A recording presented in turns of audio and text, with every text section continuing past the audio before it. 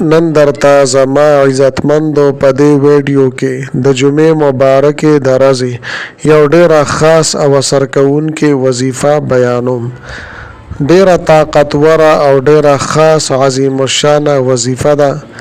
په زندګۍ کې مو څه قسمه حاجت وي، څه قسمه مقصد وي، ان شاء الله تعالی د الله جل شانه په ذات باندې کامل برواسي سره، د الله جل شانه په ذات باندې کامل یقین سره د جمعې مبارکه د لاجواب او عظیم الشانه وظیفه تاسو کوي. الله جل شانه به دستاسو د ژوند هر قسمه حاجتونه، هر قسمه مقاصد پوره کړي.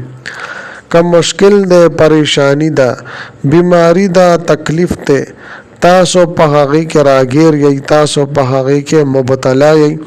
الله جل شانه به دستاسو دغه مشکلات، دستاسو دغه پریشانی، دستاسو دغه تکالیف ختم کی او په زندګۍ کې به الله جل شانه د خوشالو بهار راولي.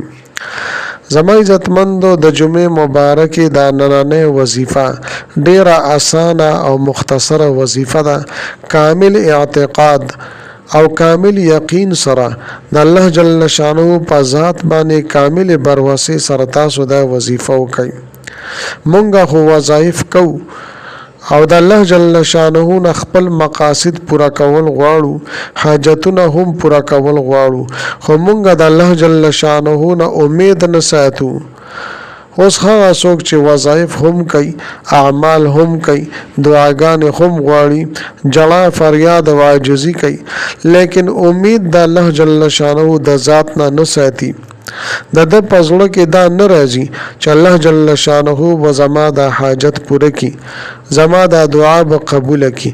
د په شکوکو کې او په شبهاتو کې مبتلا وي، نو یقینا دغه انسان او دغه بنده بیا ډیر زیات بدبخت دی او ناکام دی.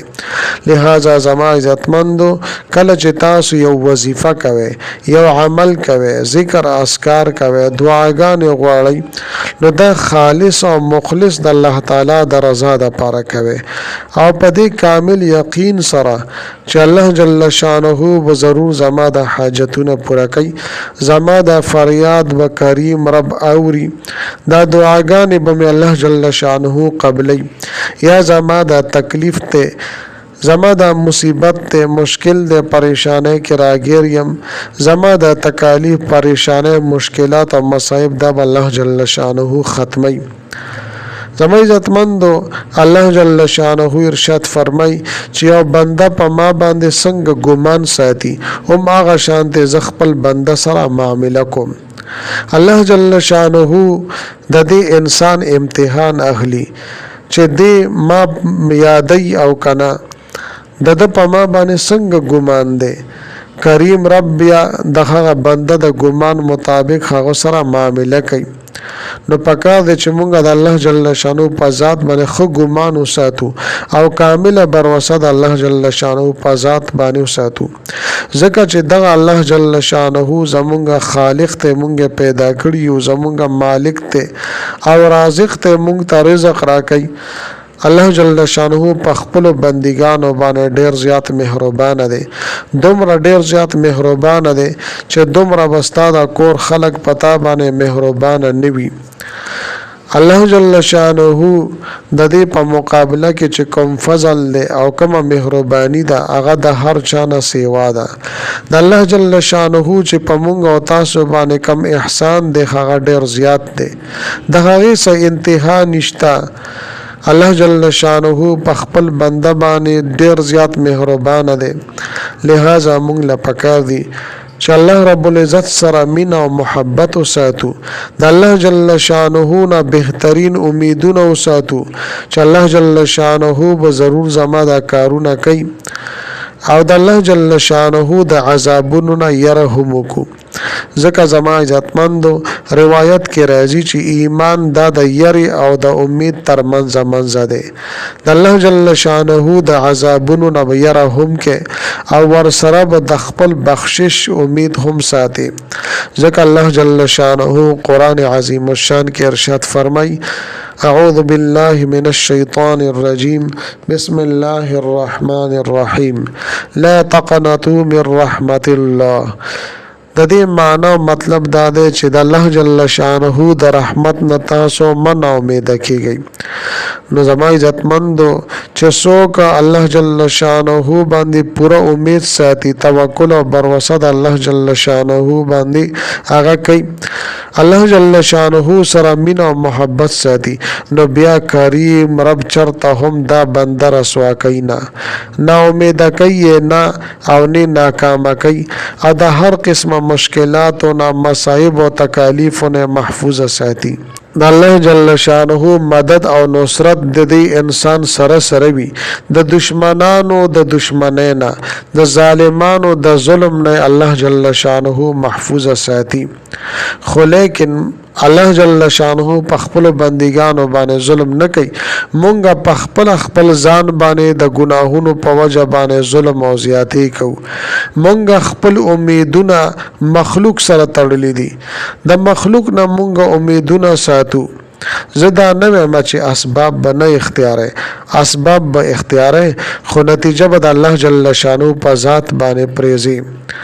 الله جل شانه نه به دعاګانې غواړي، منت او زاری بکې، وظایف بکې، ذکر اسکار بکې، خو لیکن الله جل شانه نه به غواړي د مخلوق نه به تم امید نه ساتي. کله چې ستا مکمل تمه د الله جل شانه د ذات نه ګمان او یقین دی د الله جل شانه په ذات باندې صحیح وي، الله جل شانه به ضرور د ستا مدد کوي. لہذا د زړه پوره توجه سره تاسو د جمعې مبارکې پر ورځ باندې د عظیم الشان وظیفه وکړئ. الله جل شانه په فضل او کرم سره به د ستاسو تمام حاجتونه به الله جل شانه پوره کړي. کوم مشکلات او پریشانو کې تاسو مبتلا یې دا به الله جل شانه ختم کړي.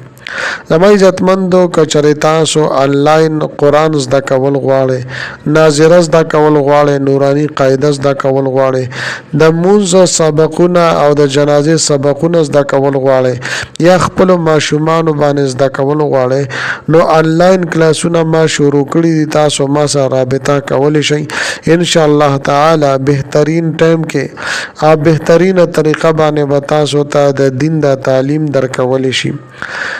اوس زما عزتمندو راځم وظیفې طرف ته. مکمل ترتیب او طریقې کار زه تاسو ته بیانوم. که چېرې زما چینل مو لا تر اوسه پورې سبسکرایب کړي نه وي نو برای مهرباني دا چینل سبسکرایب کړئ. سبسکرایب سره خوا کې د ټلۍ والا نشان دی، تاسو کلیک کړئ او سلیکټ ډالې کړئ، د دې لپاره چې د هر راتلونکي ویډیو نوټیفیکیشن تاسو ته ملويږي. زما عزتمندو زما د حوصله افزایي لپاره ویډیو ضرور لایک کړئ او لاندې کمنټ کې تاسو ماشاءالله، سبحان الله، جزاک الله یا د دې په شان د نور خل الفاظ منشن کوي ولیکي، د دې لپاره چې مال حوصله افزایي ملويږي او نور ډېر خل وظایف ز تاسو ته په دې چینل کې راوړم. د دې وظیفې ترتیب او طریقې کار دا دی چې د ټولو نه پیله اول کله چې تاسو د جمعې پر ورځ باندې د مازیګر مونځ وکړو، نو د مازیګر مونځ نه پس هم تاسو د جمعې پر ورځ دا وظیفه کولی شئ، د ماښام مونځ نه پس هم کولی شئ او د ماسخوتن مونځ نه پس هم کولی شئ.